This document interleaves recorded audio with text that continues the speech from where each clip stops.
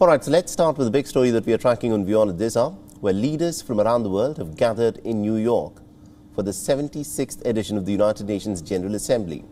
Now, on the sidelines of the global diplomatic event, Prime Minister of India, Narendra Modi, in fact, met with his Japanese counterpart, Prime Minister Yoshihide Suga. And this has come ahead of the first in-person Quad summit that is in Washington. Now, US President Joe Biden will be hosting the dignitaries at the White House. The agenda of the Quad summit is pretty clear: an open and a free Indo-Pacific, and the coronavirus pandemic, the manufacture and supply of COVID vaccines, addressing the climate crisis, and partnering on emerging technologies in cyberspace.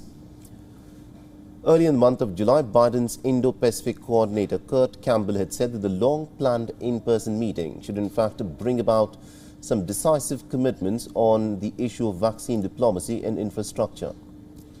The Japanese media has stated that any talks between the four nations will likely also touch upon Afghanistan and also offer a chance to present a united front before a G20 meeting in Rome that is to take place later in the month of October.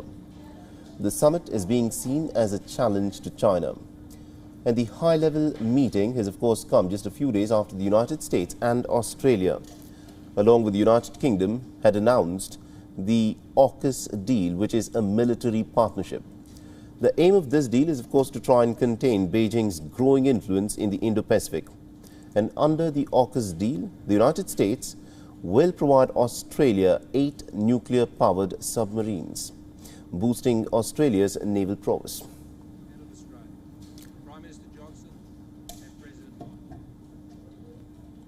Meanwhile, WION's executive editor Palki Sharma Upadhyay is presently in Washington, D.C. She's tracking all the developments on the ground, and she gets up a roundup of Prime Minister Narendra Modi's first day of engagements and also tells you as to what can be expected next. Listen in.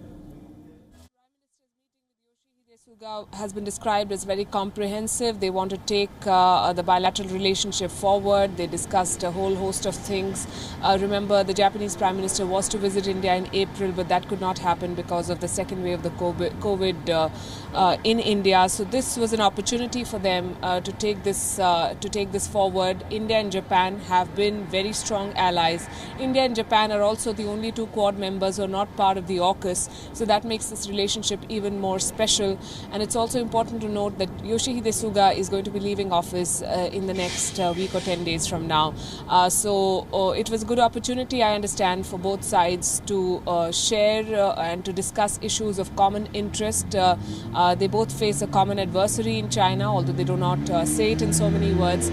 But the threat is and the challenge is implicit in this coming together of all these Quad leaders.